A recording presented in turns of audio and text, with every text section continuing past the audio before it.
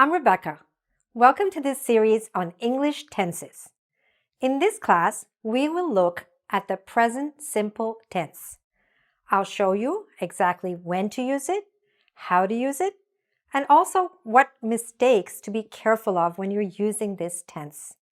We'll also go through lots of practice exercises together, so you will learn exactly how to use this tense correctly and confidently. Are you ready? Let's get started. This series is about English tenses. But what are tenses anyway? Tenses are simply the way we talk about time in English. What do we mean by time?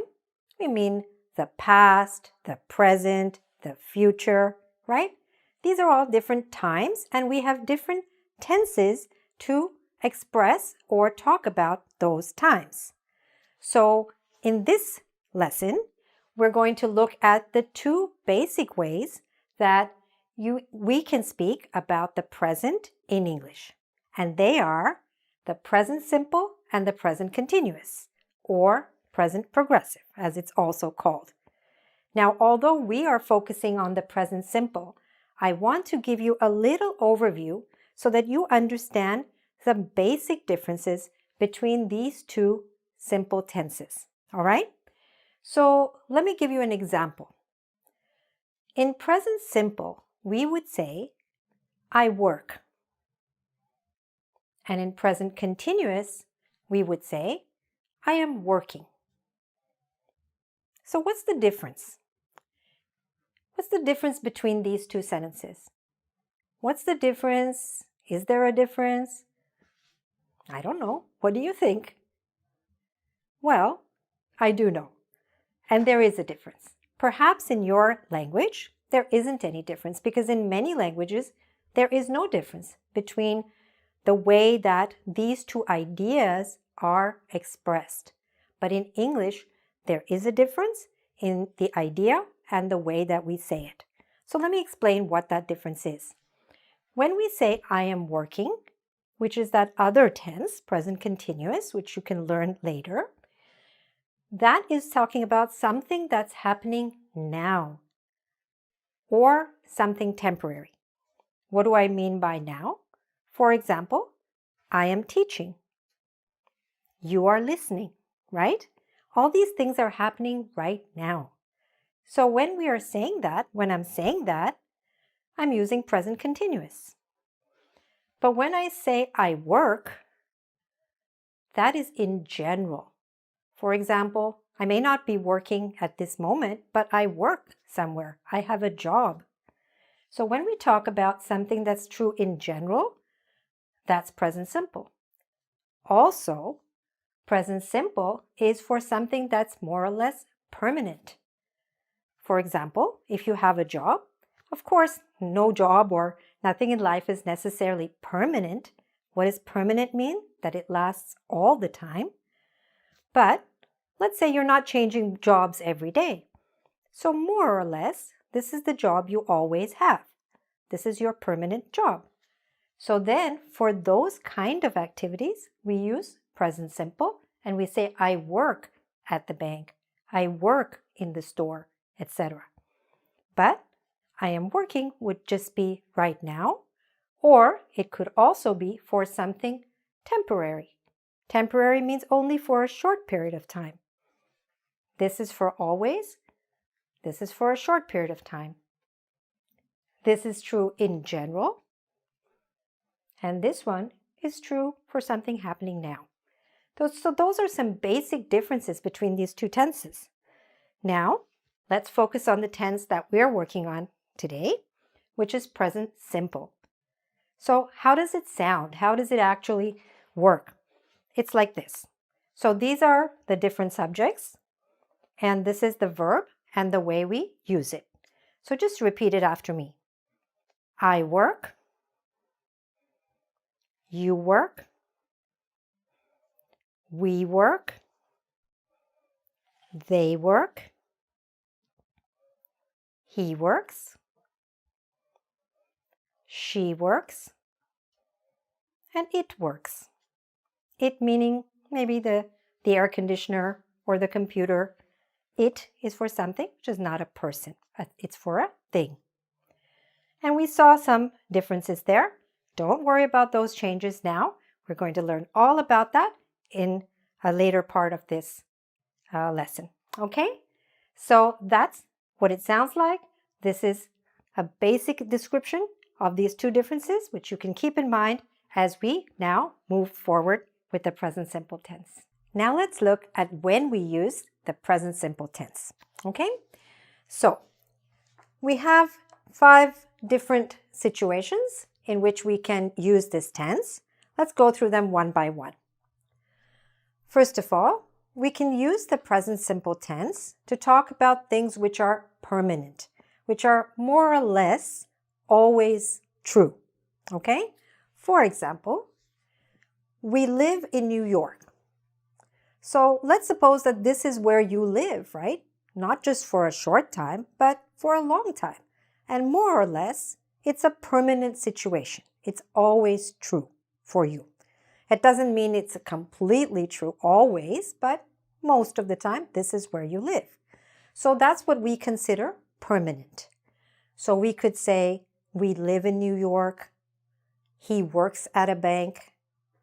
So when we say he works at a bank, that means that's his permanent, regular job. Okay? It's not a temporary job. It's not a job that he has just for a little while. That's where he works most of the time. Okay? So we use this for permanent situations. Think about yourself.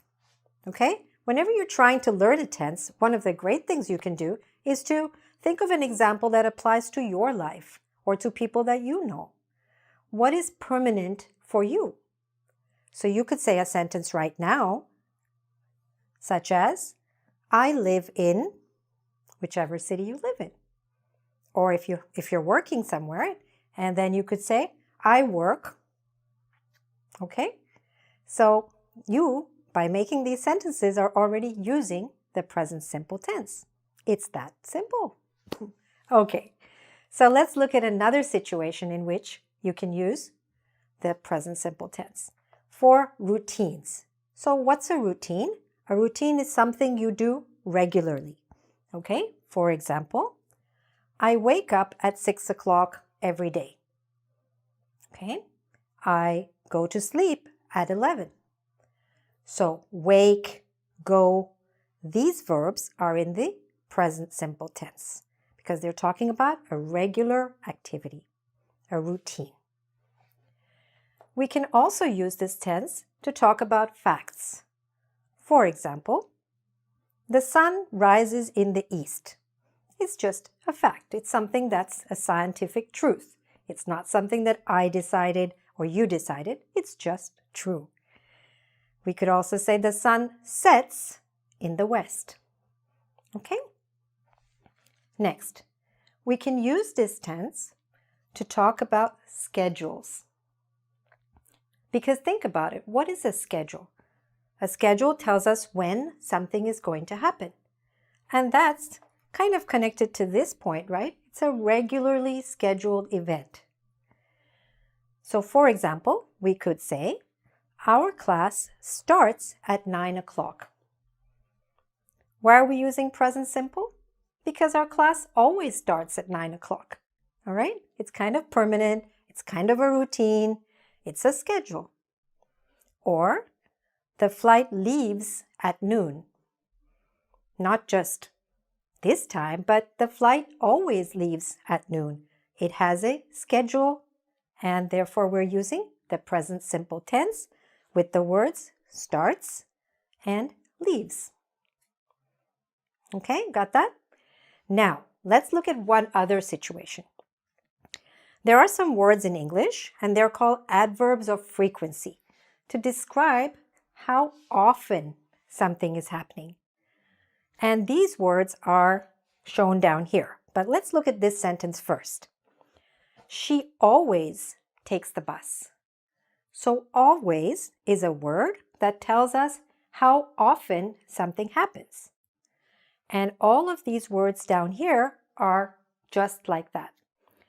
So if always is like 100% of the time, we have other words We have the word never, which is 0%. It never happens. It doesn't happen at all.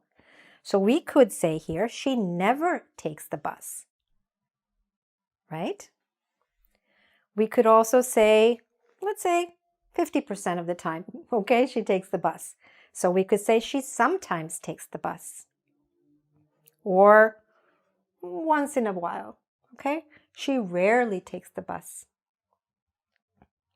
Or she often takes the bus. So when you see one of these words, which are called adverbs of frequency, that also tells you that you should be using the present simple tense along with these other situations. So if you want to learn it really well, as I said, apply it to yourself. Say something about your routine. Say something about what you always do or what you never do. And that way you are already using the present simple tense. Now let's look at how to form the present simple tense. So I've divided the board into 3 sections for positive sentences, negative sentences, and for questions. And we'll go through each one step by step, okay? So for these subjects, I, you, we, and they, we just say work. For example, I work. You can say it after me. That way you will remember the grammar, you'll also get the pronunciation, and it'll help you to learn and remember. So, repeat after me. I work. You work. We work. They work. Good. Now, look what happens here. When it comes to he, she, and it, we need to add an S. Okay? That's all. We need to add an S for he, she, and it. Not because it's plural. It's not plural. But from a grammar point of view, in the present simple, we need to add an S here. So, say it after me. He works. She works. And it works. Okay? Very good. So that's for a positive or affirmative sentence. Now, let's look at a negative sentence. So, what we would say is, I don't work, if we're shortening it, or we would say, I do not work. So what happened here? How did we make it negative? First, we have to add this word do. And down here, we need to add the word does. So this is a helping verb that we have to use in this negative form. All right? So just learn it the way it is, and you'll understand it and you'll get used to it.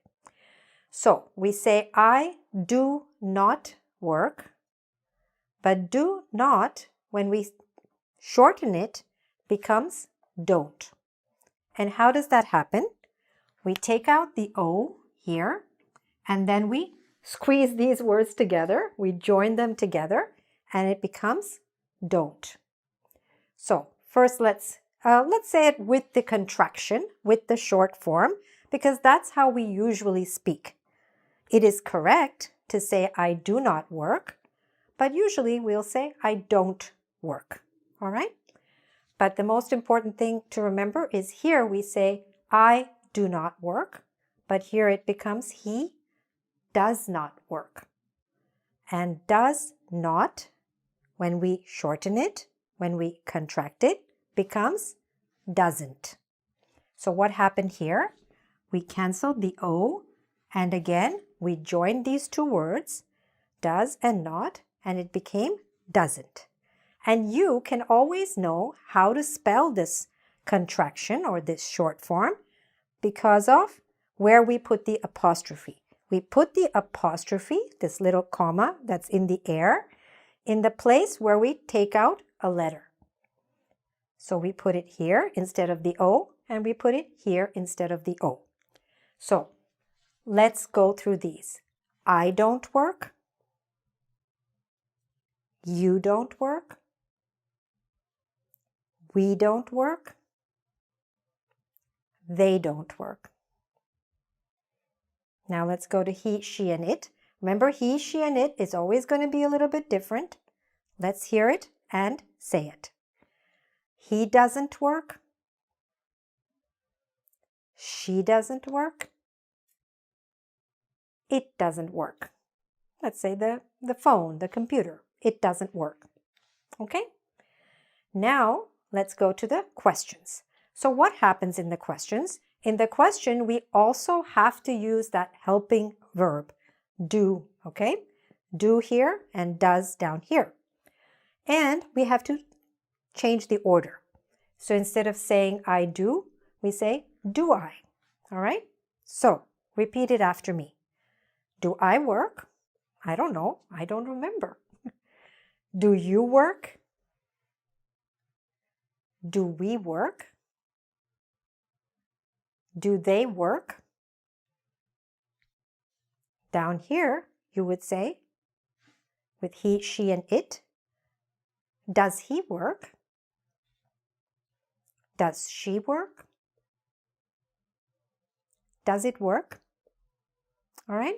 Now, usually, of course, you're not just going to say, do you work? You might say something more than that. Do you work on Fridays? Do you work Monday to Friday? Do you work at the bank? All right.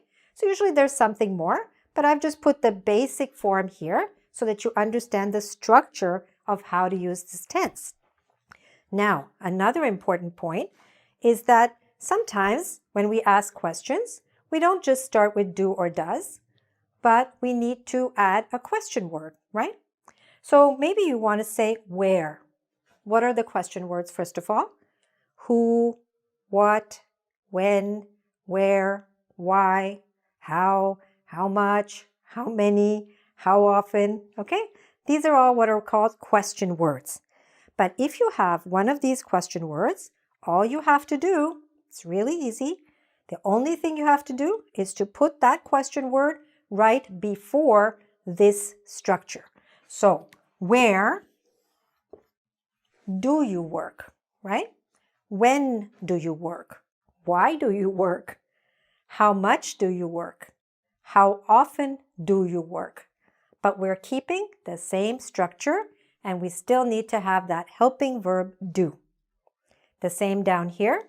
Where does he work? When does she work? Okay?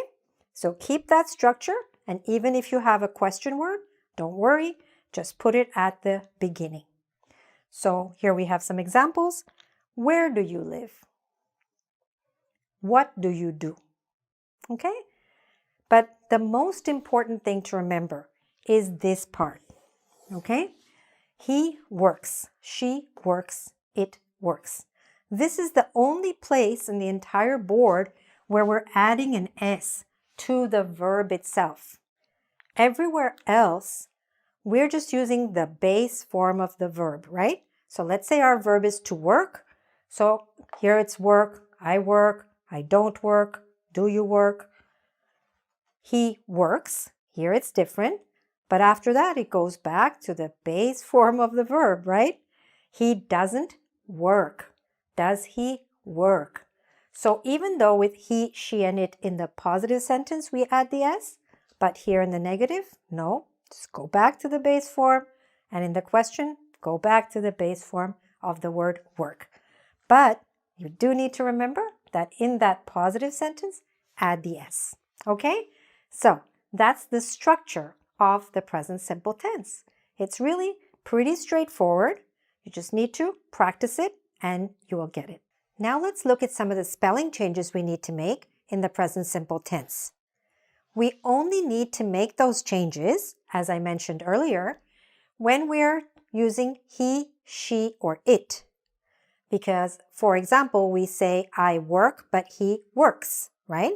So what was the spelling change we needed there? We had to add an S. And most of the time, with most verbs, all you need to do is add that S. For example, dance becomes dances. You can say it after me as well, okay? Cook, cooks.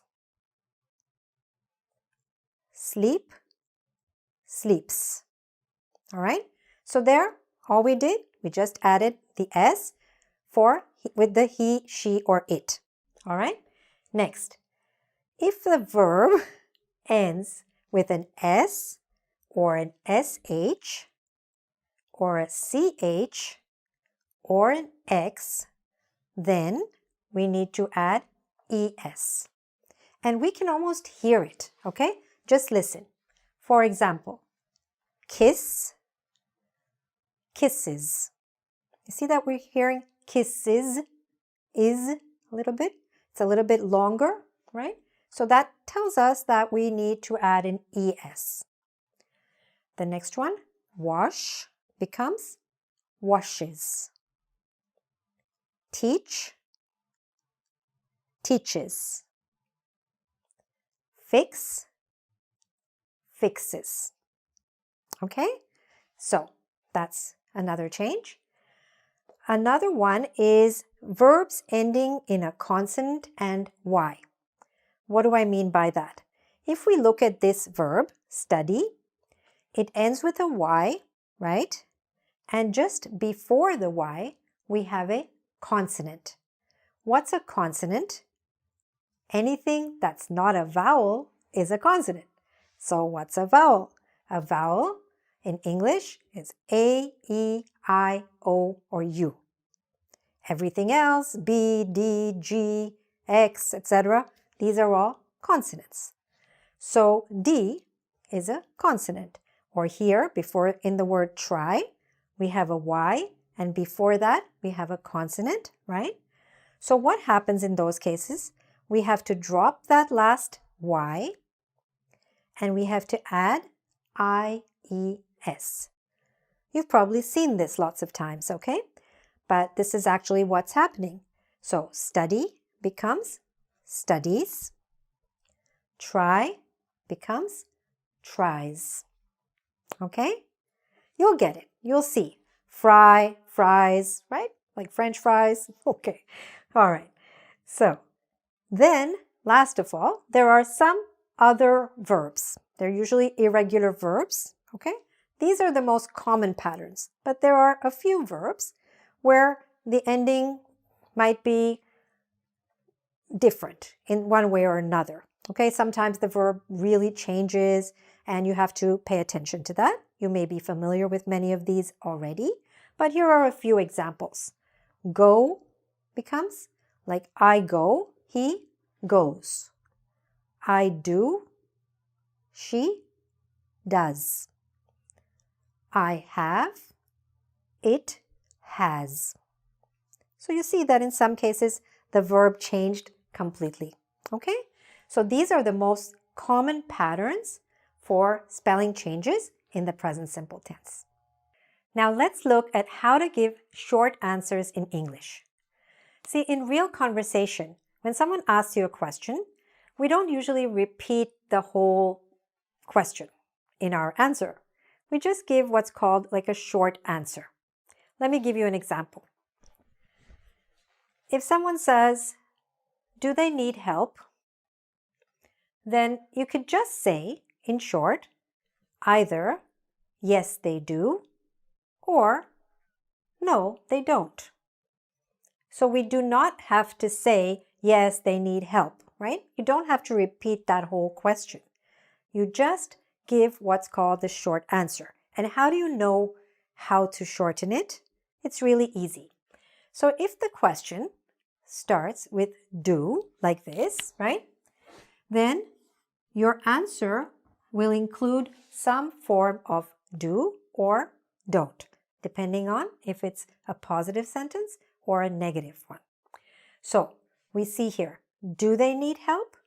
Yes, they do, right? Or no, they don't. All right? So the do, the way the question starts, is the way you will be able to answer it. All right? It's really pretty simple. It really is. The important thing to remember is that in the affirmative or positive answer, we cannot shorten it. Okay? There is no way to shorten that correctly. So here we have to say yes, they do, But here you can use the short form or that contraction that we learned, and you can say no, they don't. All right, let's look at another example. This time I think you'll be able to apply the principle yourself. So the question is, does he speak French? So how did it start? With does. So what are our options? Yes, he does, right? Or no, he doesn't. Okay? Again, the does is used in the short answer. Yes, he does. No, he doesn't. Got it? All right. So based on that, you can see that you could answer any question that someone's asking you in present simple by just listening carefully to the question. But you do have to pay attention also to the subject here. So for example, in this last one, do you like this song? Somebody asks you, do you like this song? So your answer, they're asking you. So you can't say yes, you. You have to say yes, I. All right? Yes, I do. Right? The do comes into play again. Or no, I don't. So again, you do see the same principle applied all the way. And again, remember, in the positive form, you cannot shorten it. But in the negative form, you can and you should shorten it because that's how we normally speak. And these short answers are used a lot in normal conversation, so it would be a good idea for you to learn them. And it's really pretty fast, and I think you might have already learned them. So, do you understand? You could say, yes, I do. I hope that's what you said. Okay? All right. Now let's look at some common mistakes that students often make when they start using the present simple tense. And this way, you will know what to be careful of so that you don't make these kind of mistakes. All right? Let's look. So usually the mistakes are of 4 different kinds. Sometimes the mistake is in the tense itself. So remember we mentioned at the beginning that there can be present simple and present continuous, and that present simple is for something permanent and present continuous is for something temporary. So sometimes learners get mixed up between these two tenses. So let's say in this example that this person lives in Tokyo, right? It's not just for a little while, that's where that person lives. So if that person said, I am living in Tokyo, that would be wrong. If that's where the person stays permanently, he or she should say, I live in Tokyo. They could say, I'm living in Tokyo only if it's something temporary. All right? So that is one mistake that's sometimes made with the present simple, that confusion between it and present continuous. Now, let's look at another kind of mistake. That's when a mistake is made with the verb form. You'll find it because now you're good at this, okay? Ready? Let's read. These are all mistakes, okay? So these are all wrong. We're going to correct them together. The sentence right now says, we likes to travel. So the verb is wrong. What should it be? We like to travel. Say it after me. We like to travel. Good. Here's a mistake. The same thing in the verb form, but in a negative sentence. They doesn't eat vegetables. That's wrong. You know that. What should it be? They don't eat vegetables. Say it after me. They don't eat vegetables. Good. And here's a mistake in the question. Does you talk to him often? That's wrong. We can't say that. We need to say what? Do you? Say it after me. Do you talk to him often? Good. All right. So those are verb form kind of mistakes. Another mistake that's possible is in spelling. We looked at the many kinds of spelling, right? and you need to make the changes. So here the person wrote, she tries to save money, but the spelling of the verb is incorrect because here it's a Y and before that is a consonant, remember? So what should it be? T-R-I-E-S. We had to drop that Y and add I-E-S. So you'll pick up those spelling changes, okay? Just pay attention when you're reading and so on, and it'll come to you naturally. Next, sometimes an entire word is missing. So let's look at this one. This is a question. What time you finish work? It almost sounds right, but it's not. It's wrong. Grammatically in English, that's wrong. Can you understand it? Yes, you can understand it, but it's still wrong. So how do we correct it? Did you find the mistake? So we should say, what time do you finish work? So what was missing was that helping word. Okay, the helping verb. Remember, we do have to add that even if you have a question word here, like what time. All right, what time do you finish work? So these are the 4 main kinds of mistakes that you have to be careful of in tense, using the wrong tense, using the wrong verb form, making any kind of spelling mistakes, or leaving out an essential verb or helping verb. All right, that's it. You've been learning a lot, so now it's time to practice. Let's get started. Number 1, I take, but he, what would you say in present simple? I take, he takes, right? We have to add that S there. Right, very good. Now let's work it the other way. She does, we, do you know it? We do. Very good. You enjoy, she, yes, I can hear you. She enjoys. Very good. All right, now let's make some phrases negative. All right, so we're going from positive to negative. They study, they, use the contraction. They don't study, right? Don't being short for what? Do not. Right, you got it. The next one. He sings.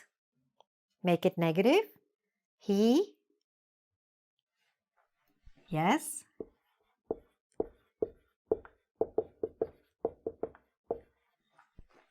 He doesn't sing.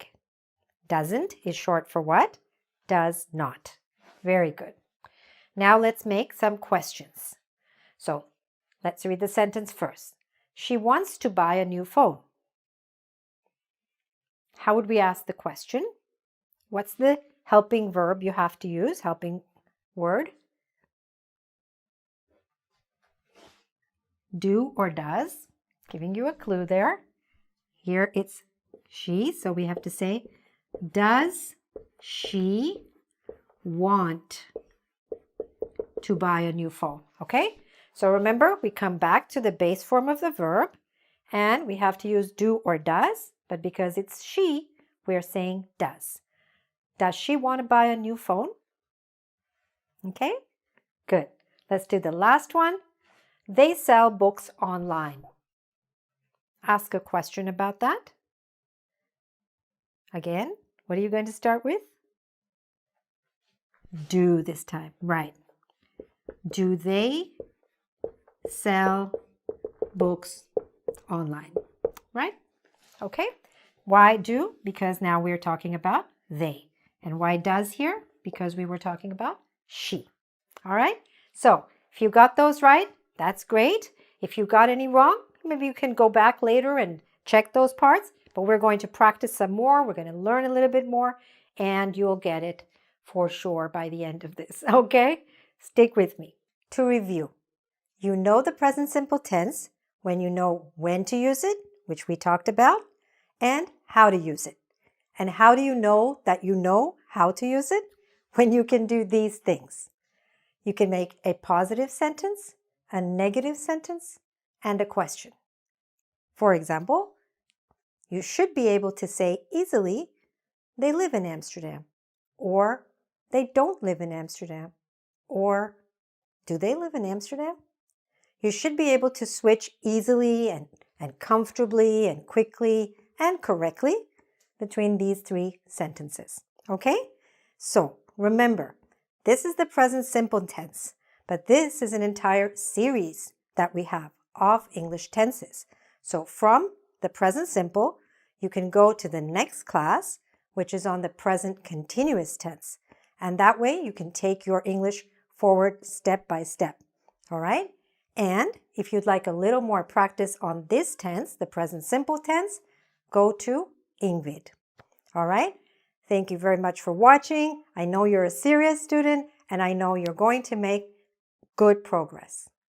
Hey guys, welcome to Lingua Marina. Today, the topic of our video is tenses in English. I know they can be very confusing, but there are certain tricks that can help you identify the right tense. There are certain rules that are easy to remember, and I hope that by the end of this video, you will be able to confidently tell the difference between present perfect continuous and past perfect continuous. It's very important that you grab a piece of paper and pencil and get ready to write things down. Please welcome our teacher at LinguaTrip, Anastasia, who's going to help you conquer all tenses in English. Hello and welcome to this class. Today we're going to cover the 12 tenses that all English students struggle with. This topic is very important because if you confuse tenses in English or can't use them effectively when speaking, you will find it hard to communicate effectively. In fact, every single student I've ever had, no matter how advanced their level, has had some problems with tenses. Some can't switch between tenses quickly enough when speaking. Some can't understand the difference between the past simple and the present perfect. There are also those who often make mistakes with verb forms. In this lesson, we'll address all these issues and make sure you understand all 12 tenses once and for all. Without further ado, let's get started. The first thing you should understand is that instead of 12 tenses, there are only 3 tenses in English: past, present, and future. Much like in most languages. What about the 12 tenses, you ask? You'll get this number when you consider the 4 aspects of verbs. They are simple, perfect, continuous, and perfect continuous. Look at this table. As you can see, when we combine 3 tenses and 4 aspects, we get the famous 12 that everyone keeps talking about. So the tenses show us when the action takes place, while the aspects give us additional information about the action and show if it's a completed action, a continuous action, and so on. Basically, they show us how the action is happening. Let's begin with the simple aspect. This is the aspect we use most when we are just starting to learn English. This aspect usually indicates facts or generalizations, repeated actions, or single completed actions. For example, the present simple is used to talk about 1. Present facts and generalizations. I live in LA. It's a fact. LA is a big city. Another fact. Teenagers spend too much time on their phones. Generalization. Not all teenagers do this. 2. Repeated actions in the present, like daily routines or hobbies. I study English twice a week. I go to the gym every day. I play golf on Sundays. The past simple is used in a very similar way, only this time the actions happen in the past. 1. Past facts and generalizations. I didn't live in LA when I was a kid. That's the same fact, but this time it's a past fact. He didn't like to play golf before. I lived in Europe for 6 years. 2. Repeated actions in the past. I studied English twice a week. When I was in college, I went to the gym every day. When I was younger, I played golf on Sundays. As you can see, these are the same repeated actions, only now they happened in the past. We can also use the past simple in some other situations. 3. A single action in the past. For example, I got a phone call a few minutes ago. Yesterday, I saw a cute fat cat in the window. She didn't go to work last week. All these actions are in the past, so we use them in the past simple. It can be one action or a series of actions. 4. A series of actions in the past. When you watch an action movie, you often see a lot of action on the screen. One action is quickly followed by another and then another. Think of it as the past simple. The criminal stole the money, ran out of the bank, and hid behind the corner.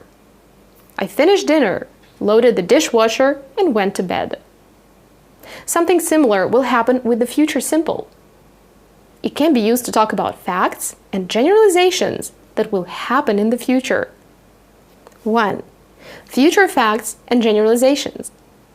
People will read less in the future. Generalization. Not all people will read less. I will be an actor when I grow up. 2. Repeated actions in the future. When I retire, I'll play golf every day. I'll go to the movies twice a week. We can also use the future simple when we volunteer to do something or make a promise. For example, I'll help you carry your bags. Voluntary action. I promise I'll come home early. Promise. I'll take care of your cat. Don't worry about it. Promise. For voluntary actions, imagine a person who is always super enthusiastic about helping.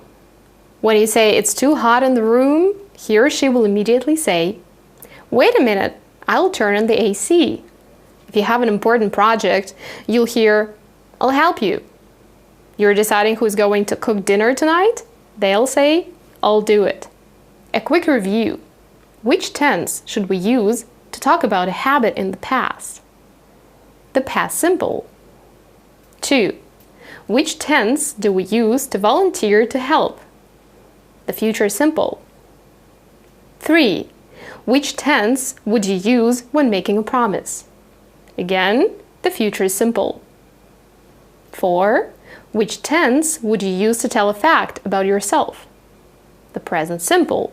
Let me quickly pause the video here and tell you that if you love Anastasia and if you like the way we teach English, we have an amazing sale going on right now, which is a summer sale to take our best-selling course from intermediate to advanced.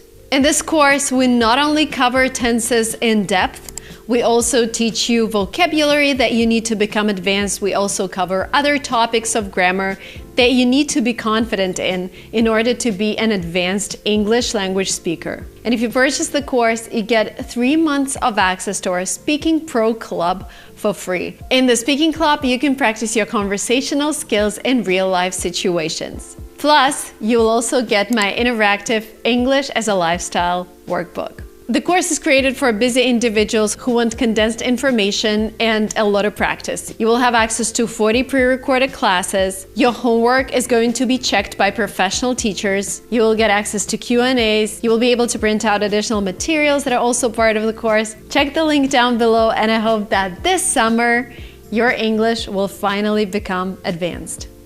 Let's move on. Aspect 2, continuous.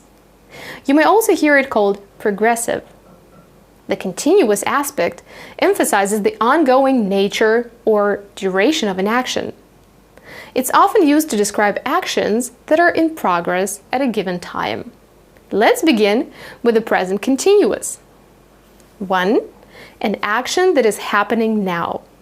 Now is a very small, limited period of time, at this very moment. We are now having a lesson on tenses. 2. An action that takes place over a period of time. This period can be longer or shorter, but is still temporary. I'm studying English this year. I'm working from home this month. Compare these two sentences. I study English. That's a fact about me. Maybe I love English and plan to study it all my life. I'm studying English. It's a temporary action. I'm only studying it for a period of time. We can also use the present continuous to talk about the near future, especially if you've already made some arrangements for it. 3. An action in the near future. I'm flying to LA tomorrow. Are you going out tonight? As you can see, if I'm flying to LA tomorrow, I've already bought the plane tickets and made a hotel reservation. So I'm about 90% sure I'll be going to LA the next day. Now, let's take the present continuous and move it into the past. We're going to get the past continuous. We use the past continuous to talk about long actions in the past. These actions can describe the atmosphere. The birds were singing, the sun was shining, happened simultaneously. I was taking a walk while Josh was working in the office. Be interrupted by a shorter action in the past, usually in the past simple. I was taking a shower when I heard a strange noise. Happen at a specific time. What were you doing at 7 p.m. yesterday? I was watching a movie at 7 p.m. yesterday. Remember how I compared the past simple to an action movie? Well, the past continuous can easily be compared to a horror movie. Imagine an opening scene of a typical horror movie. It would probably be a dark and gloomy place. You could describe it like this. The wind was blowing, the clouds were moving quickly across the sky, the dogs were barking wildly. I was sitting at home watching a movie when suddenly I heard a strange noise coming from my garage. So, you get the idea. The future continuous. We use it for long actions in the future. These actions can happen at the same time. I will be walking while Josh will be working in the office tomorrow. Be interrupted by a shorter action in the future, usually in the present simple. I will be cooking breakfast when you come. Or, happen at a specific time. What will you be doing tomorrow at 7 p.m.? Tomorrow at 7 p.m., I will be watching a film. That's it. Time for a little review. Which tense will you use to talk about a long action in the past? The past continuous. Which tense do you use to talk about something that is happening now? The present continuous. Which tense do you use to describe a long action interrupted by a shorter action in the future?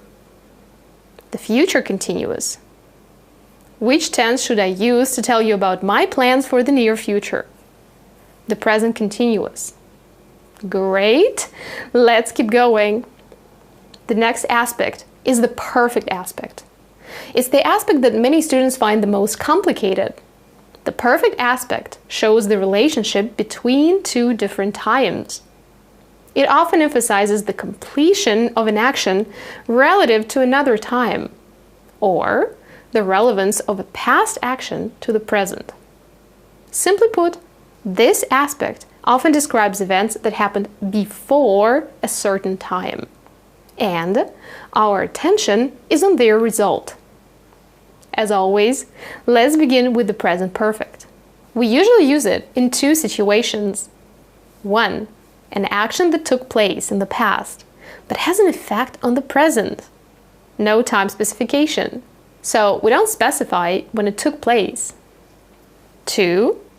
An action that started in the past and has continued until now.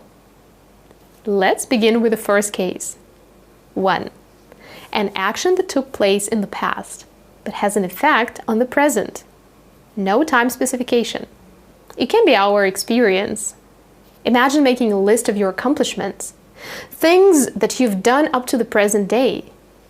You're not interested in expressing when they happened. You have the past simple to deal with that. You just want to remember that these things happened in your life. For example, I've been to London 5 times. I've never done any extreme sports. I've learned 5 foreign languages. I've been on television a few times. Compare them with the same sentences in the past simple. He went to London 5 times. He never did extreme sports. He learned 5 foreign languages. He was on television a few times. These sentences sound somehow final, as if the person being spoken about is dead or can't do them anymore for some reason. In fact, if a person were dead, we could use the past simple for all his or her actions, because there is nothing more he or she can do. However, people who are still alive have a chance to do the same things again. Compare these 2 sentences. I've been to London twice. I'm thinking of going back next summer. Poor Josh, he never went to London. It's a shame he never saw it. In the first sentence, the person is alive. In the second, he is either dead or for some reason won't get a chance to go to London. You can always ask others, have you ever? Have you ever been to London? Have you ever been on television? Have you ever broken a bone? All of these questions ask you about a particular moment in your life, but you'll use the past simple as soon as you add details or time. Have you ever been to London? Yes, I have. I've been to London twice. The last time was in 2021. To recap, we often use the present perfect when an action happened in the past, but it somehow affects the present. It can be your experience, your accomplishments, or simply things you've done or never done in your life. You'll never say when these actions happened, but you can say how often they happened. For example, once, twice, 3 times, never, and so on. 2. We can also use the present perfect for actions that began in the past and have continued to the present. For example, I've lived in LA for 7 years. I'm still living in LA. We often use the present perfect to show how things have changed over time. People have become much more independent and are still becoming more and more independent. The advent of technology has changed the way people live and is still changing our lives. Both actions are still in progress. There is only one use of the past perfect that you should remember now: an action that happened before another action or time in the past. You'll often see the time expressions by the time, before, and when in such sentences. By the time I got home, she had already cooked dinner. So first, she made dinner, and then I came home. She had never been to the West Coast before coming to California. When I called him again, he had already left for work. By 10 p.m. last night, she had already gone to bed. So, for the future perfect, the situation is very similar. We use it to describe an action that will take place before another action in the future. By the time you get home, she will have already left. By tomorrow morning, they will have already signed the contract. Time for a little review. Which tense should I use to show that an action took place before another action in the past? The past perfect. Which tense do we use to talk about our experience? The present perfect. Which tense do we use to show change over time? Again, the present perfect. Which tense do we use to answer this question?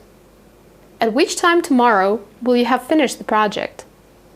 The future perfect. We will say, I will have finished the project by noon tomorrow. Finally, the perfect continuous aspect in English is used to emphasize the duration or continuity of an action or event that began in the past and is still continuing or has just finished.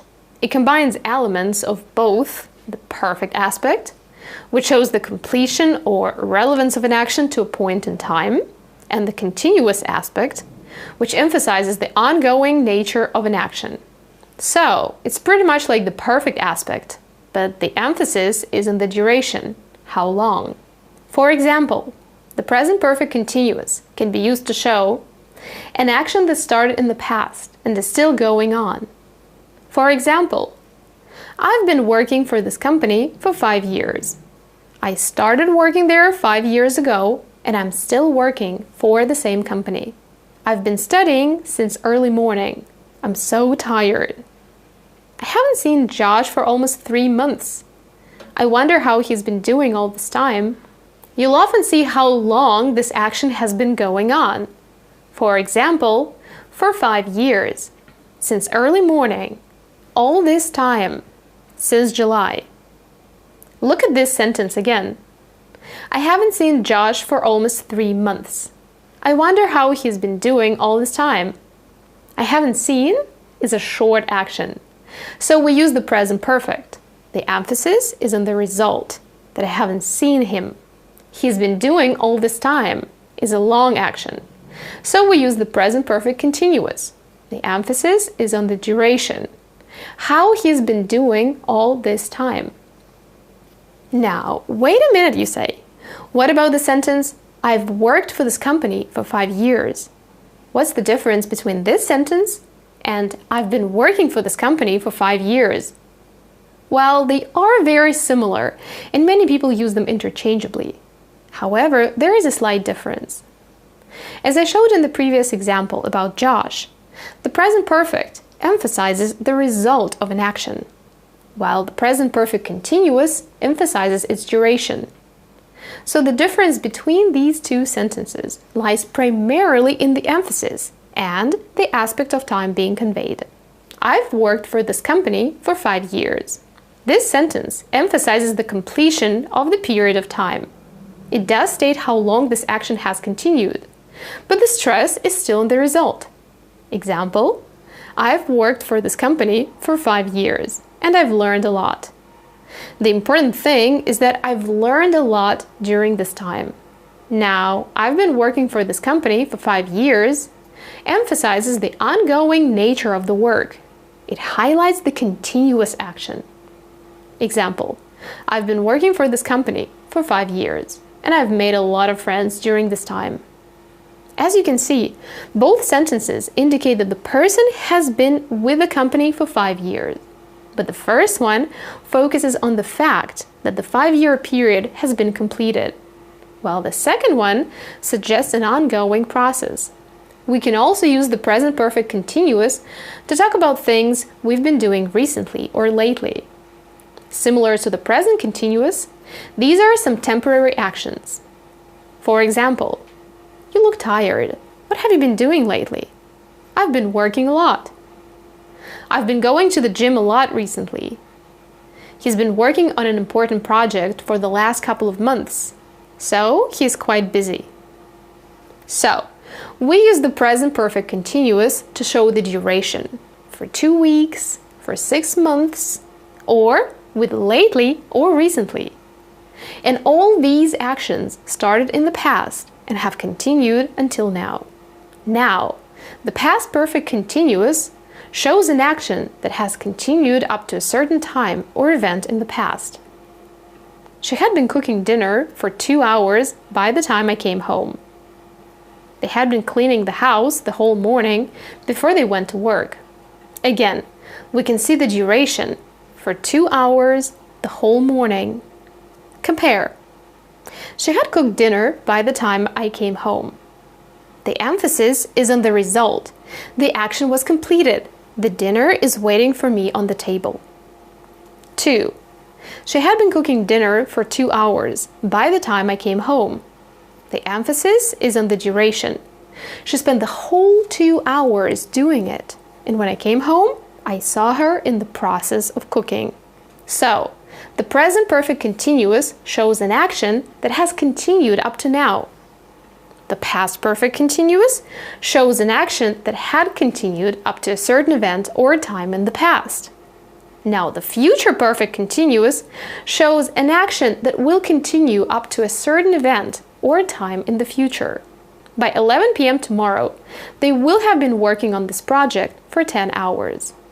She will have been studying for 4 years by the time she graduates. That's it. We've covered all the tenses. The final thing is to look at the way they're all formed.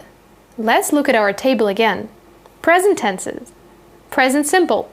Base verb, add s or es for third person singular. I work, he works. Present continuous. Am is are plus verb plus ing. I'm working, he is working, you're working. Present perfect. Have has plus past participle. I have worked, he has worked. Present perfect continuous. Have has been plus verb plus ing. I have been working, he has been working. Let's move on to the past tenses. Past simple. For regular verbs, use the formula verb plus ed. For irregular verbs, use their second form. I worked, he worked. I went, he went. Past continuous. Was were plus verb plus ing. I was working, he was working, you were working. Past perfect. Had plus past participle. I had worked, he had worked. Past perfect continuous. Had been plus verb plus ing. I had been working, he had been working. Now, the future tenses. Future simple. Will plus base verb. I will work, he will work. Future continuous. Will be plus verb plus ing. I will be working, he will be working. Future perfect.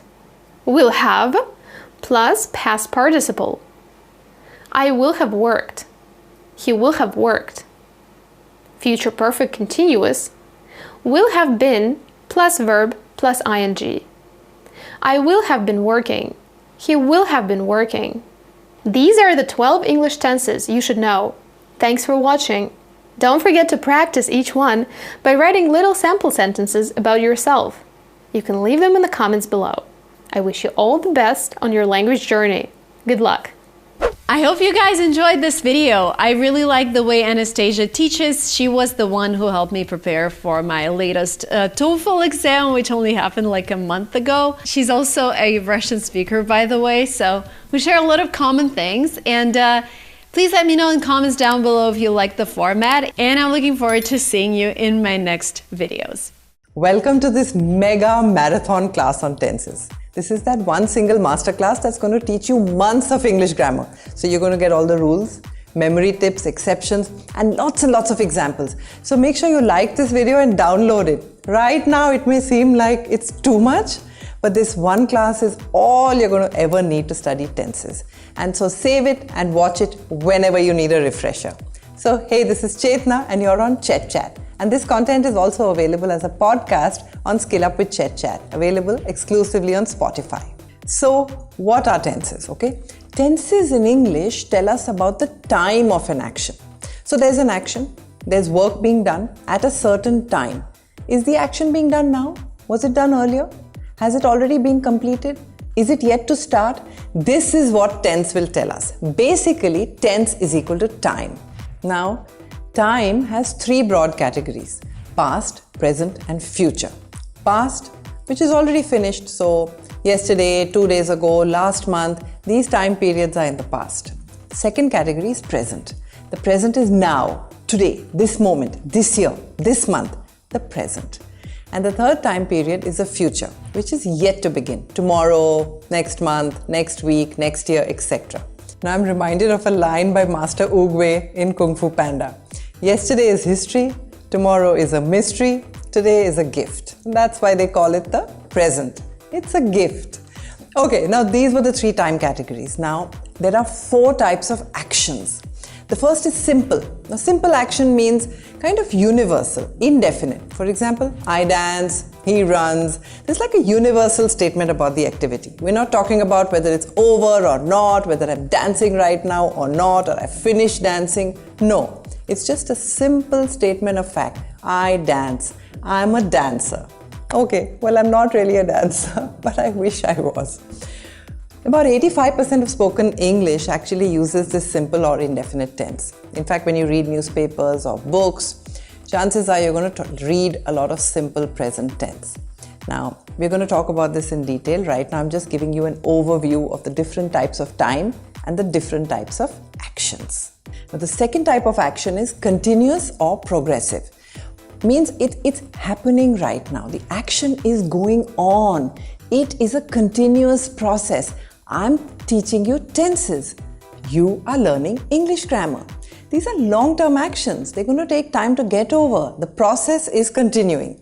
And the third type of action is perfect. Perfect means that's complete, it's perfect, it's done, it's wrapped up. So the rule of thumb with perfect tenses is that this type of action started in the past and it's going to get over at some point.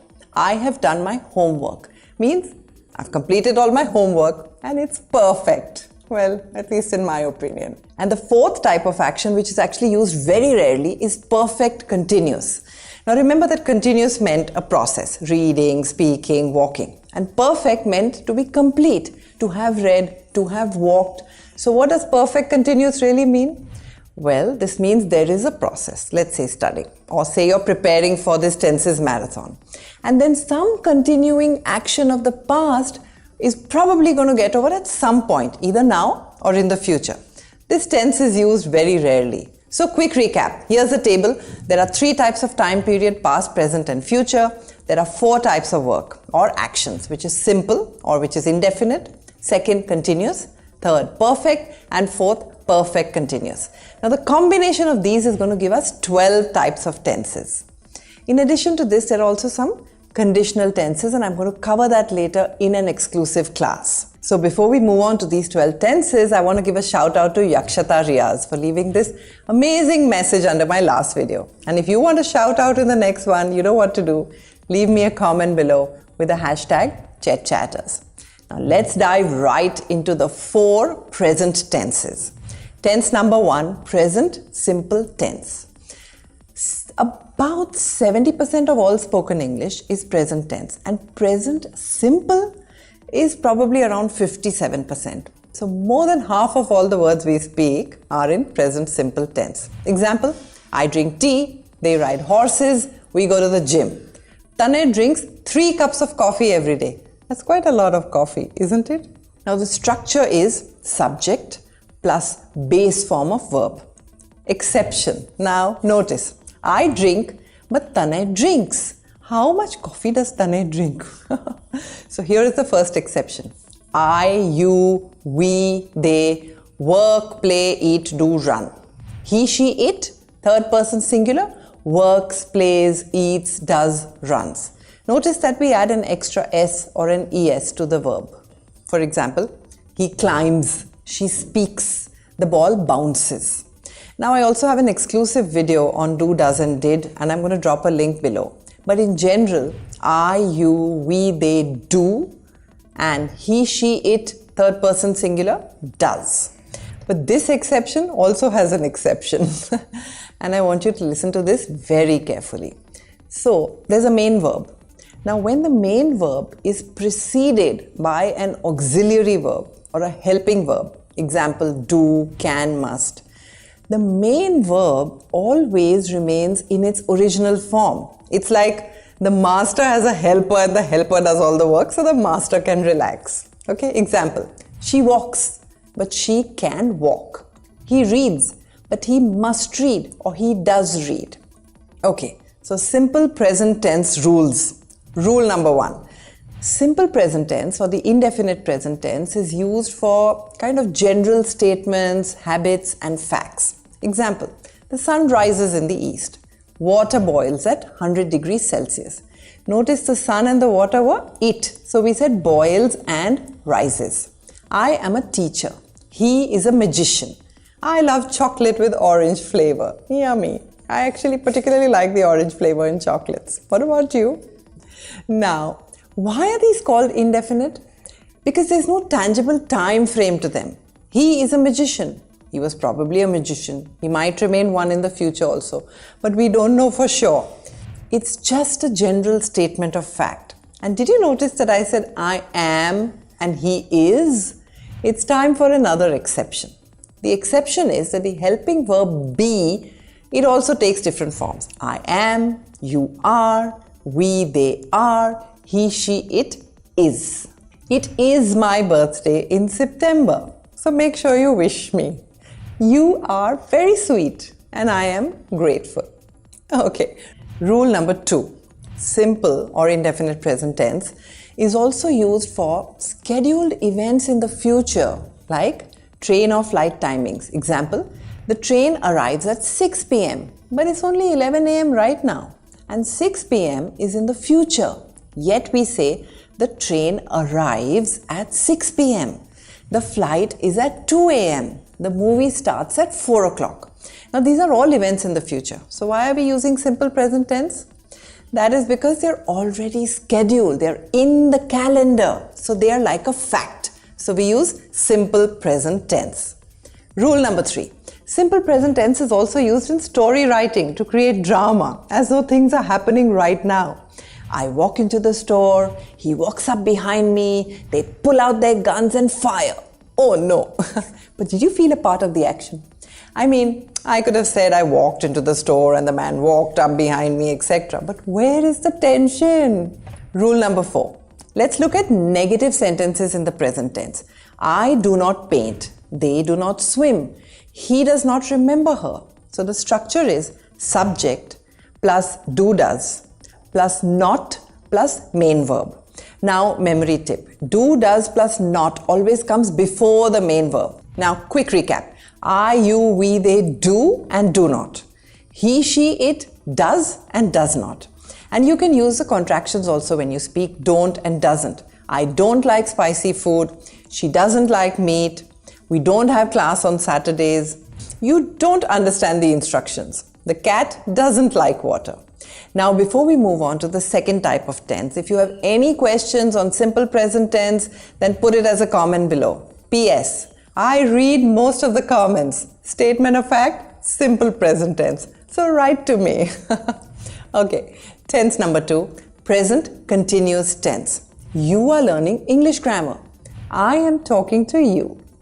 Rule number 1, present continuous tense is used to talk about actions that are happening at the present moment of time or maybe around the time of speaking. You are sitting on a chair means as we speak right now you're sitting on a chair. Not yesterday, not always, but right now. Fun fact, continuous has 2 U's in the spelling, you or you. Okay, let's talk about the structure. The structure is subject plus be plus verb ing.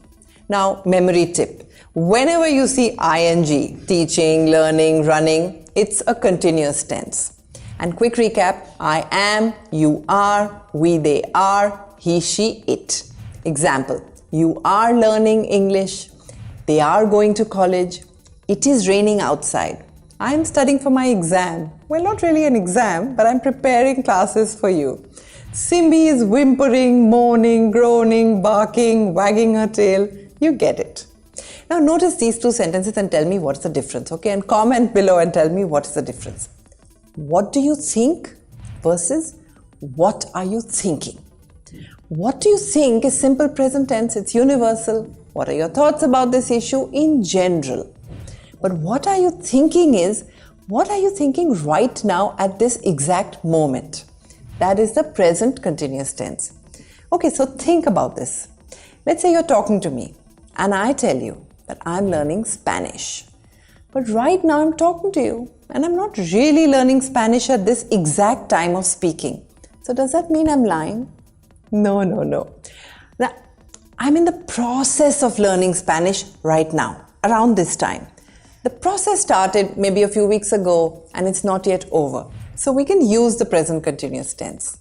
She is planning a vacation. This doesn't mean that every single minute she's thinking about her vacation, but that she's in the middle of the process of planning it. My favorite thing to do is to plan a vacation. What is yours? Comment below. Rule number 2. Now for present continuous tense is also used to talk about a temporary situation. So here are 2 sentences. My mom lives in Delhi or my mom is living in Delhi. What is the difference? It all depends on how I see the situation. If I think that Delhi is my mom's permanent place of residence, then I'm going to say my mom lives in Delhi.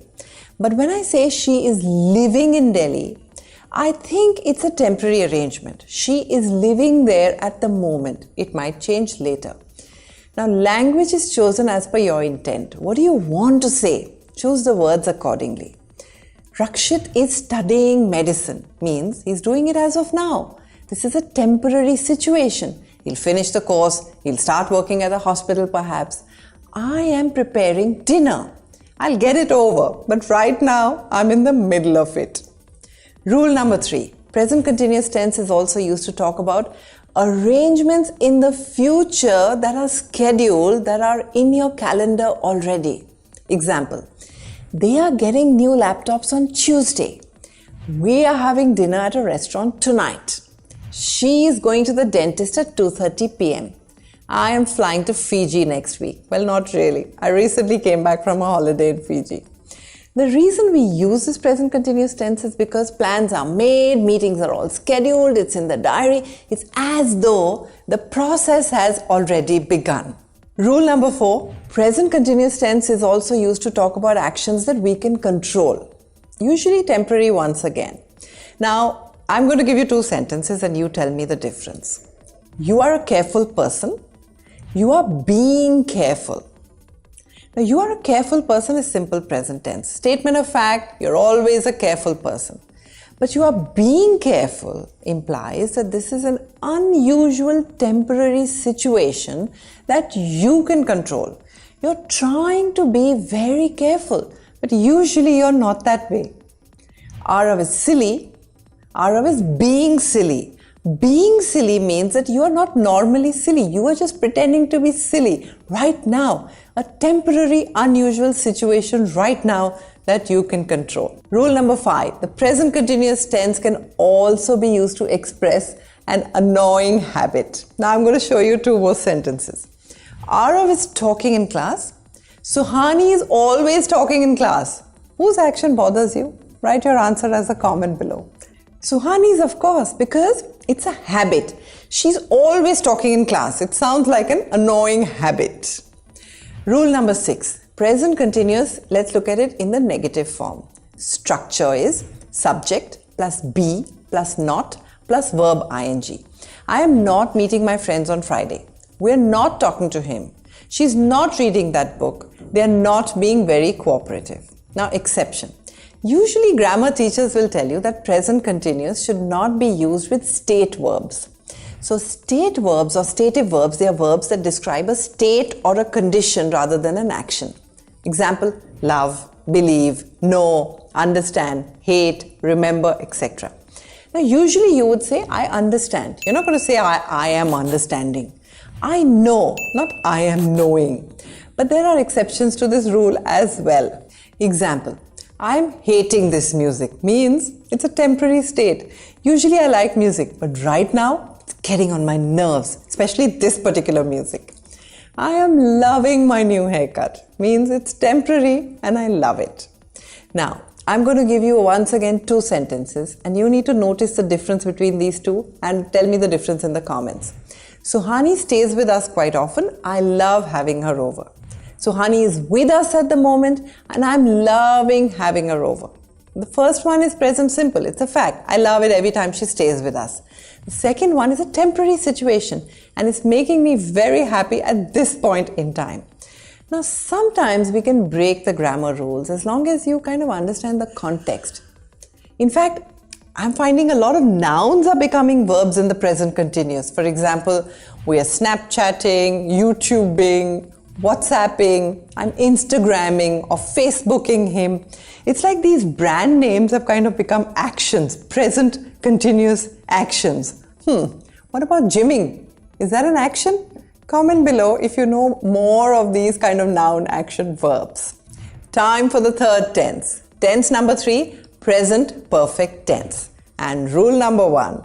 The present perfect tense is used to describe those kind of actions or events that started in the past and have consequences in the present. Now, notice the difference between these 2 statements. She lost her keys or she has lost her keys. She lost her keys is like the event happened in the past. Maybe she found them, maybe she got a replacement key made, but either way, the story is over and it has no bearing on this present moment. But she has lost her keys implies that perhaps she's stuck without her keys right now. She lost it in the past, but it's impacting her current situation. So the structure is subject plus has have plus past participle. A memory tip, whenever you see the words have, had or has, you know that it is the perfect tense. Okay, notice that even though this is a present perfect tense, the main verb is in the past participle form, usually with an ed. Since we are talking about events that started in the past, like worked, talked, danced, spotted, killed. Oh dear, too much Netflix happening. Events that happened or started in the past but have an impact on the present. Remember that. Now, irregular verbs can also be in their past participle form. For example, go becomes gone or went. Drink becomes drunk. Am becomes been. I have forgotten his name. Now, I would use this when the person is right in front of me and I can't remember their name. Oh, well, I won't say I forgot their name, which is a past event. It has no impact on the present. I have cleaned my room so I can go out with my friends. Now, this is a past action with an impact on the present. Now, exception. Notice once again, I, you, we, they have, and he, she, it has. And by the way, I have a detailed video on the use of has, have, and had, and I'm going to drop a link for you below. Rule number 2. Present perfect is also used to talk about events that started in the past but are incomplete. Now, think about the difference between these two sentences. I had 3 cups of tea yesterday. Yesterday is over, it's in the past tense. I have had 3 cups of tea today. Already, not yet over. Continuing to the present moment. So, present perfect. Language is more about the intent rather than the rules. Think of what you want to say and then choose the tense accordingly. My aunt never went to Madrid. Simple past tense is used because maybe aunt is no more or maybe aunt doesn't travel anymore. It sounds like a final completed action. Paul has never been to Madrid is an incomplete action. Present perfect tense, which means there's a chance that Paul may go to Madrid sometimes. This sentence can also be written as Paul hasn't been to Madrid so far. Now notice these 2 sentences. Aditi never left Bangalore. Bobby has never left Bangalore.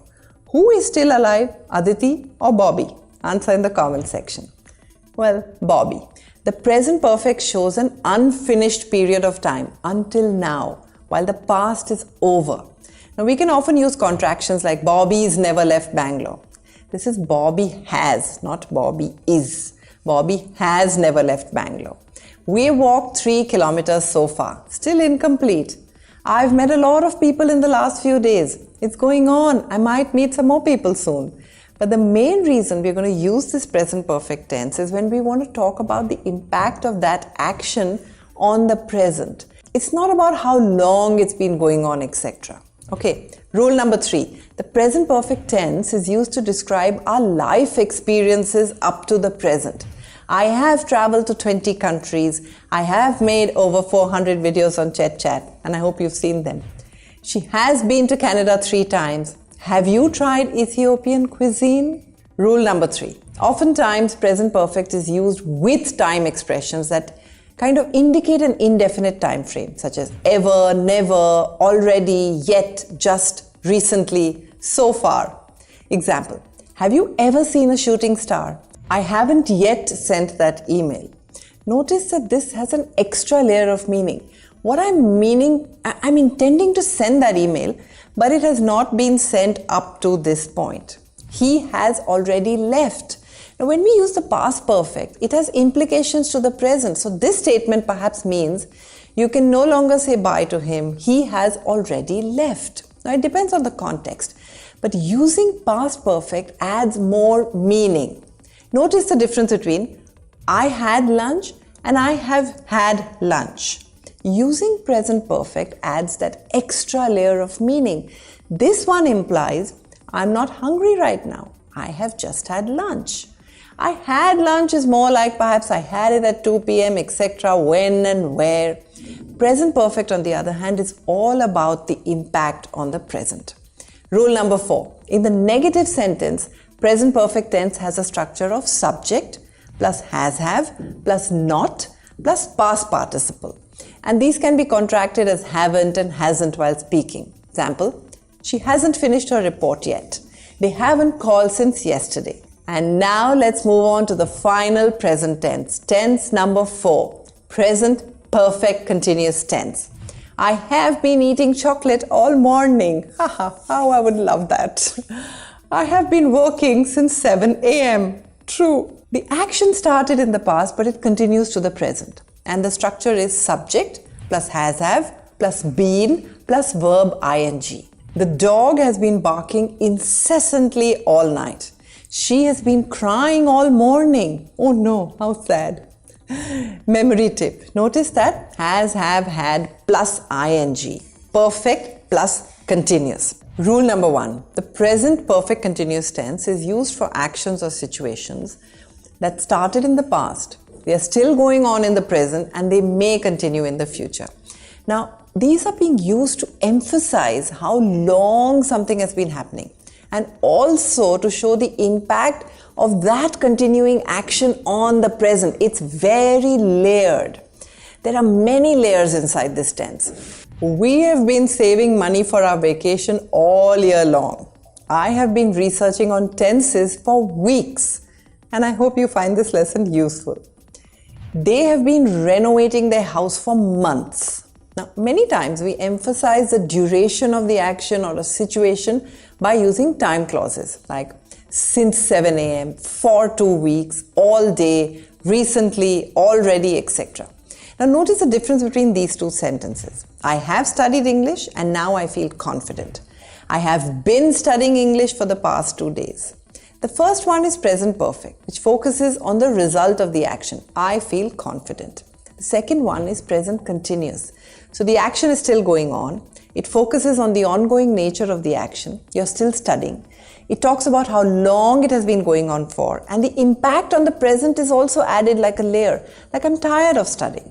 So the structure most of the times would look like subject plus has have plus been plus verb ing plus since for time. Rule number 2. Present perfect continuous is used to talk about things that have been happening recently or maybe actions that are taking place lately. We have been watching movies all weekend. Well, if you have some movie recommendations, you could share them with me because I might just do some content around this. It has been raining since morning. I have been exploring some AI tools recently. Rule number 3. We usually don't use present perfect continuous tense to talk about state verbs. Remember we spoke about stative verbs? Example, it would be wrong to say, I have been hating this vegetable. Oh, I hope you don't hate vegetables, but if you do, it would be more appropriate to say, I hate vegetables in the simple present tense, like a fact. I have been belonging to this band would be wrong. I belong to this band would be correct. Rule number 4. In the negative form, the structure would be subject plus has have plus not plus been plus verb ing plus since for time. Now the time clause is optional, but since we use it there, I put it in the structure. She has not been feeling well of late. We can use the contraction hasn't or haven't. Example, they haven't been working out at the gym recently. I haven't been practicing music for weeks. Okay, that closes the present tense, which overall accounts for about 70% of all spoken English. And if you have any questions, drop them for me as a comment. And it's time to move on to the past tense and its 4 forms.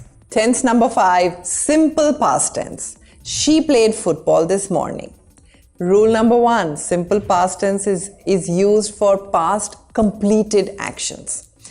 This, by the way, is the second most commonly used tense after the simple present tense. About 20% of the time you use the simple past tense.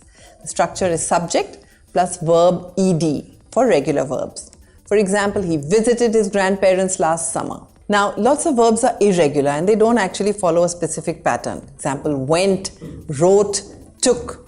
Example, I slept at 10 p.m. last night. Now quick riddle. Which common English verb becomes its own past tense by rearranging its letters? Come on, leave me a comment below. Yes, it's eat. Tanya ate a mango for breakfast. Yummy. I love mangoes and my favorite is Alfonso mangoes. So mango lovers in the audience, show me some love. Rule number 2. Often time expressions like yesterday, last week, 2 days ago are used in these sentences that indicate the specific time when the action or the event took place. Example, we went to the beach last summer.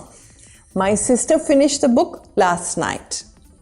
Rule number 3. In the negative form, the structure would be subject plus did plus not plus verb ed for regular verbs. And we can use the contractions. Didn't. I didn't go to the party last night. She didn't finish her homework on time. We didn't visit the museum during our vacation. They didn't pass the exam despite studying hard. He didn't eat lunch at the restaurant. Once again, if you want the rules of do, does and did, then I'm going to drop a link for you below. There is a video on the channel. Tense number 6 is past continuous tense. I was drinking tea. Rule number 1, past continuous tense is used to talk about a continuing action at some point in the past or a state. It's used to say that something was happening at a specific moment in the past. Now the structure would be subject plus was were plus verb ing. Example, let's say that my friends played tennis from 9 a.m. to 11 a.m. yesterday. Now that's a simple past tense. But what happened at 10 a.m. yesterday? They were playing tennis. So if we are going to talk about a specific point in the past and they were in the middle of doing something, then we use the past continuous tense. Last year, this time, I was living in Bombay. I was drinking tea when the bell rang, or Tanisha was cooking at 7 p.m. yesterday. These are actions or events that were in progress or they were happening at a specific time in the past. And we would use was for singular subjects like I, he, she, it, and were for plural subjects like you, we, they. So the main verb remains in its base form and ing is just added to show continuous action. Example, they were talking, he was walking, she was crying. Now rule number 2. This is an ongoing action or event which is often interrupted by another action or event. I was reading a book at 3 o'clock when they called. They were gossiping about Alia when she walked in. They were playing tennis yesterday when I saw them at the club. Now we could use the expression like at 3 o'clock or yesterday at this time, while, etc. Now notice the difference between these two sentences. We were walking home when we met Ted. We walked home and we met Ted. Now the first one means that we were in the middle of walking home when we met Ted. Second one means that after the event of walking home had been completed, we met Ted. Notice these two sentences. When Karen arrived, we were having dinner. When Karen arrived, we had dinner. Now, in which of these two situations do you think Karen can say, you started without me? The first one, because when Karen arrived, we were in the middle of having dinner. It was ongoing when she arrived. In the second statement, when Karen arrived is simple past, means a completed event. So it's like saying, after Karen arrived, we had dinner. Rule number 3, the negative form is straightforward. So the structure is subject plus was were plus not plus verb ing. She was not riding a cycle. I was not reading a book during the flight. Though flights are the perfect me time to read or listen to podcasts. Tense number 7, past perfect tense. I had already finished my work when he called. I had learned to cook before the pandemic. Somewhat true, but mostly I brushed up my cooking skills during the pandemic. Rule number 1, the past perfect tense is used to describe an action or event that occurred before another action or event in the past. Structure, subject plus had plus past participle. They had gone to the movies before the rain started. She had studied French for 3 years before she moved to Paris. When I reached school, the class had already started. Rule number 2. Now it helps establish a clear sequence of events in the past. Example, I had already eaten when she arrived, or they had finished the project before the deadline. Now here's a quick riddle for you. Krish left when Ishan arrived. Siddharth left when Ishan had arrived. Ishan arrived when Roshni was leaving. Dhruv had left when Ishan arrived. After Ishan arrived, Janice left. Who did not meet Ishan? Leave your answers as a comment below. Dhruv. The past perfect tells us that Dhruv left before Ishan's arrival. Rule number 3. Time expressions are often used with the past perfect tense to give you that little additional context and also to indicate the order of events. Rule number 3. In negative sentences, let's take a look at the structure. Structure is subject plus had plus not plus past participle. Example, she had not read the book before the book club meeting. They had not met each other prior to the conference. I had not traveled to Europe before my trip last summer. He had not received the email before the meeting. Once again, if you want a refresher on has, have, had, there is a link in the description box below. And tense number 8, past perfect continuous tense. The final type of past tense. I had been drinking tea all night. I had been working there for 5 years before the company closed. Rule number 1. This is used to kind of describe ongoing, repeated or continuous actions that started in the past and continued up until another point or event in the past. It's quite similar to past perfect and it's used very rarely in spoken English. The structure is subject, had been, verb ing. She had been swimming for hours before the rescue boat arrived. The choir had been practicing for months before the concert. Now notice the difference between these two sentences. She had studied for the test when it got cancelled. She had been studying for the test when it got cancelled. The first is a completed action and the second, past perfect continuous, the emphasis is on the duration and continuity of the action or event. The focus is on the experience of the action. She had been studying for hours before she took a break. Rule number 2. Time expressions are often used with the past perfect continuous tense and they give you that additional context. They also indicate the duration of the action or the event, like for, since, all day, until, etc. Example, they had been waiting for 2 hours before the bus finally arrived. They had been playing tennis all morning before it started raining. Now notice the difference between these two sentences. She was studying, she had been studying.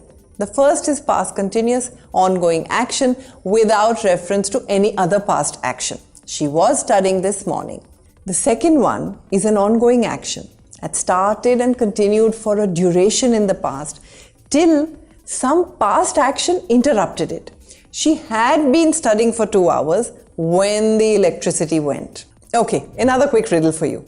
Akash talks on the phone. Prithvi has been talking on the phone for an hour. Drishti is talking on the phone. Who is not necessarily on the phone right now? Akash. The others are talking now. Akash usually does. This is how different forms of past tense are used to denote different meanings. Rule number 3. Now, in the negative form, this is used to indicate that an ongoing action or event had not been taking place for a specific duration before another past action or event. It's kind of showing the absence of continuity or duration in the past. Example, I had not been studying for long before I gave up, or they had not been waiting for hours before they decided to leave. The structure is subject, had not been, plus verb ing. You can use the contraction hadn't been. We hadn't been playing the guitar for very long before we got bored. We hadn't been living in that city for a very long time before we moved. Okay, now we've completed the past tense as well. And if you have any questions, examples or doubts on the present tense or past tense, leave it to me as a comment below. And now it's time to move on to the future tense and its 4 forms. Tense number 9, simple future tense. I will drink tea. Rule number 1. The simple future tense is used to talk about events or actions that we believe will happen in the future. Things we think will happen in the future. The structure is subject plus will shall plus verb. The simple future tense uses will or shall with the base form of the verb. For example, I will go to the beach tomorrow, or they will finish their project next week. I think schools will open tomorrow. You will surely enjoy this cake. Now, will is actually used more commonly. Shall gets used with I and we, but it's like an old-fashioned way of speaking. I shall go to the ball tonight and dance with the prince. Oh dear, Cinderella. Rule number 2. It's used to declare facts in the future or make predictions. Example, it will rain tomorrow. It will be a Tuesday on Diwali this year. I will be in Bangalore tomorrow. Well, not really tomorrow, but I do go to Bangalore every now and then. So if you live in Bangalore, tell me in the comment section. Grandma will be 90 years old soon. Rule number 3. Future simple tense will is used to make an offer, a promise, a threat, or a request. Let's look at each one of these. The promise. I will go to the gym tomorrow. I will help you move houses. Ronnie will take your cat to the vet in the evening. Threat. I will never talk to you again, or I will never lend you money again. An offer. We will make scones for tea tomorrow. Mummy. It's like we're meeting the queen for tea. Scones and cookies with mummy. Okay. She says she will help organize the party. The request. I hope you will come to the party tomorrow. Will you help me with my homework, please? Rule number 4. Will versus be going to.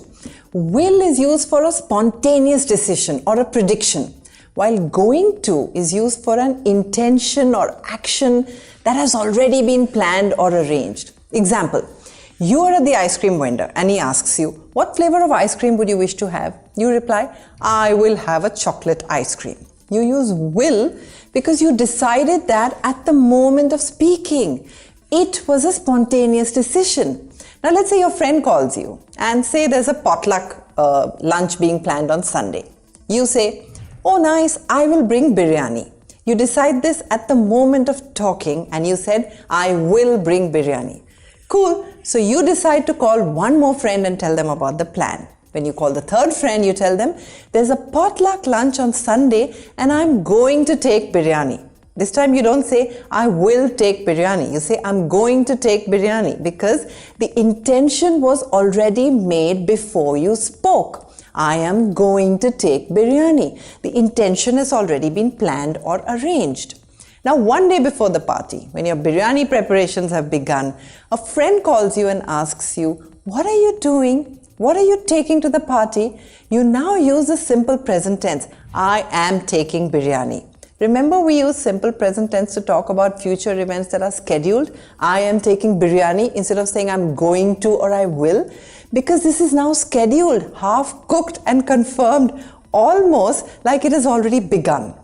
Rule number 5, future simple tense in the negative form. The structure is subject plus will shall plus not plus verb. She will not buy a new car. We will not attend the meeting tomorrow. He will not finish the project on time. They will not visit their grandparents this summer. Tense number 10, future continuous tense. I will be playing basketball tomorrow. Rule number 1. This indicates that an action will be carried out over a period of time, not just at one moment. And that action will be an ongoing action or event that will happen in the future. The structure is subject plus will shall plus be plus verb ing. I will be studying at this time tomorrow, or they will be traveling next month. She will be having dinner with friends at 7 p.m. We can use will or shall. You will be, or I shall be having tea with the queen next year at this time. Shall is typically used with I and we, and it's more formal and old-fashioned. Rule number 2. Time expressions are often used with the future continuous tense to provide additional context. For example, at this time tomorrow, next week at 5 p.m., in a month. I will be flying to Bangalore at this time next week. This is true though. She will be attending a yoga class at 6 p.m. tomorrow. Rule number 3, the same difference between will and going to applies here also. I will be studying tomorrow, spontaneous decision. I'm going to the concert tomorrow, pre-planned intention. Rule number 4, in the negative form, the structure is subject plus will shall plus not plus be plus verb ing. We will not be waiting for you at the airport when your flight lands. The team will not be practicing for the championship match this afternoon. Tense number 11, future perfect tense. I will have uploaded 500 videos on Chat by the end of 2023. Rule number 1, future perfect tense is used for actions or events that will be completed before a specific point or action in the future. Structure is subject plus will plus have plus past participle. You will have finished packing by the time the cab arrives. Come over by 10 a.m. I will have cleared up my room by then. It is this idea of looking back on an action that will have already happened at a specific point in the future. I will have finished my work by 5 p.m. or they will have left for a vacation by next week. Once again, time expressions are used to give more context. Rule number 2, in the negative form, the sentences become rather long and it's not really used that often, but it is subject plus will not have past participle. They will not have saved enough money for their dream trip. He will not have fixed the car by the time we need it. And finally, tense number 12, future perfect continuous tense. She will have been teaching at this school for 20 years when she retires. Rule number 1. This is used to describe ongoing or continuous actions or events that will continue until a specific point or action in the future. By next month, I will have been working at this company for 3 years. This is actually true. And time really flies, doesn't it? Structure. Future perfect continuous tense has all the elements that we have learned. Future plus perfect plus continuous. So subject plus will shall, have has, been, verb, ing. They will have been living in that house for a decade by next summer. By tomorrow, I will have been practicing for piano for 2 hours straight. Once again, time expressions are used to give more context. And that brings us to this end of this beautiful, comprehensive marathon class on tenses. I hope you found it useful. And do remember to download it so you can come back later when you want to revise. And share this with your friends and subscribe to the channel for more such content. And happy learning! Hey there and welcome back to the 21-day English speaking course. Today is day number 11 and in this class we are going to talk about 4 things. 1. Active and passive voice. What is it and where is it used? 2. 3 golden rules or 3 secret tips that will help you identify active and passive voice. 3. Lots of examples and finally a very interesting quiz. So let's get going. Hey, this is Chetna and you're watching Chat. So what are voices? No, these are not those strange voices that you're going to hear at night in a spooky house when you're alone. This, in English grammar, voices is the way in which you choose to say something, the voice that you use to express something. For example, you may choose to be strong, direct, concise and to the point by saying, I am watching this video. And that would be your active voice. Alternatively, you may choose to say it in a more neutral or subtle way, as though you're this observer who's standing on the side, this bystander. Then you may say, the video was being watched by her. That is your passive voice. The active voice is more direct, clear and concise. For example, Sally is eating apples. Sally is the subject, eating is the verb and apples is the object. Dogs chase cats. Dogs are the subject, chase is the verb and cats is the object. A verb is said to be in active voice when the subject actively does something. They actually act on the object. For example, she is beating him or he helped me. The active voice tends to use fewer words. The passive voice. Think of the passive voice as someone standing on the side watching what's going on. So this is a neutral bystander who's just watching everything and is thinking about reporting all of these events to a newspaper. For example, apples were eaten by Sally. Cats were chased by dogs. So a verb is said to be in passive form when it receives the action. In the active form, remember, it was the one giving the action. It was actually active and therefore action. But in passive form, it's standing on the side. It is receiving the action. For example, he was getting beaten by her or she was getting helped by him. And now for the 3 golden rules. Rule number 1 is the rule of X. Here's the X. Now think about it. The subject becomes the object and the object becomes the subject. For example, Raul holds a book is the active form. So Raul is the subject and the book is the object. Now when you convert it into passive form, the subject becomes the object. So the book is held by Raul. The X, remember the X, and just switch the subject and the object around. Example, the child petted the puppy. The puppy was being petted by the child. Chetna teaches English. English is being taught by Chetna. Rule number 2 is called helping verbs. Now notice when you see a sentence in passive voice, it will contain a few extra verbs like helping verbs. For example, is, was, were or are. Now these are helping verbs. They're also called auxiliary verbs because they don't stand up on their own. For example, if I say to you that the stars lit up the sky. Now this is an active voice. Now when I'm turning it around into passive voice, can I say that the sky lit by the stars?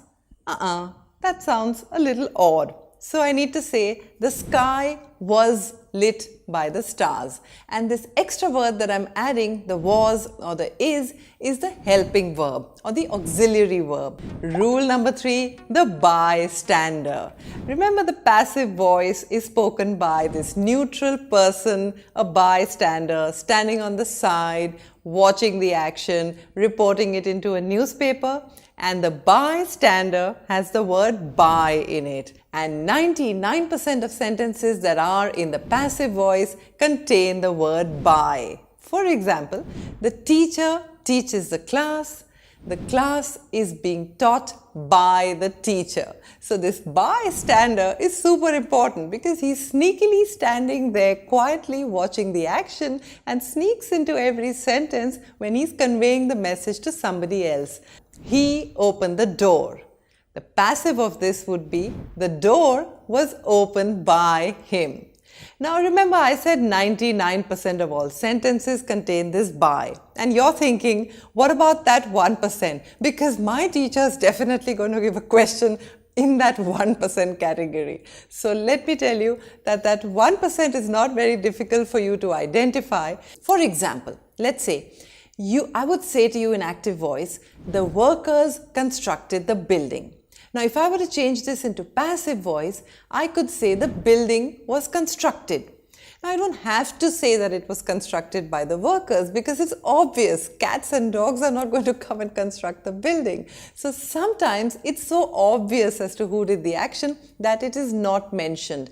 But the trick here is if you try to elaborate the sentence, the building was constructed, and you try to elaborate it, you will be able to grammatically complete it by saying the building was constructed by the workers. And when you're able to do that, you know that that sentence is in passive voice. Let's take another example. Someone stole my purse. This sentence is in active voice. Hey, by the way, how do you know this is an active voice? Because it's short, crisp, clear, direct. Someone stole my purse. The subject is doing something to the object. The subject stole the purse. Okay, cool. This is an active voice. Now if I want to make it in passive voice, this bystander who's standing on the side and saying, how do I report this episode of the purse stealing to the newspaper? Then perhaps in a more neutral tone, I'll say, the purse was stolen. Remember the rule of X? But you're saying, where's the bystander? The by doesn't appear in this sentence. So how do I know for sure that this is passive voice? So how about you try to complete the sentence? The purse was stolen by someone. And that makes perfect grammatical sense, and therefore you know that this sentence is in passive voice. Okay, now let's try a fun example. I'm going to give you a set of instructions in active voice to make that cup of coffee, and we are going to convert those sentences into passive voice. So let's take a look. 1. Boil water. 2. Take 1 teaspoon each of instant coffee and sugar. 3. Add boiling water and stir the mixture vigorously. Warm milk separately. Add warm milk to the mixture and stir. Hot instant coffee is ready to drink. And I'm going to give you the answers right now. The water is boiled. Then a teaspoon of instant coffee and 1 teaspoon of sugar is added. Then boiling water is added and the mixture is stirred vigorously. Milk is warmed separately. Warm milk is added to the mixture and it is stirred. Hot instant coffee is ready to drink. Okay, I'm sure you did really well on that one, and now it's quiz time. Here are a set of 5 instructions to be followed by a person suffering from common cold. Convert them to passive voice. Avoid cold or chilled products. Make a decoction of 10 mint leaves in a cup of water. Add a teaspoon of honey before drinking it at bedtime. Keep a cut onion by the side of the bed to inhale. Okay, and I hope that helped you to thoroughly understand active and passive voice. This was class number 11 of our 21-day English speaking course, and I strongly urge you to go back and watch the first 10 days if you haven't already. And please press that join button, which is right next to the subscribe button, if you want me to personally check all of your quizzes and give you personal feedback. And in the meantime, happy learning!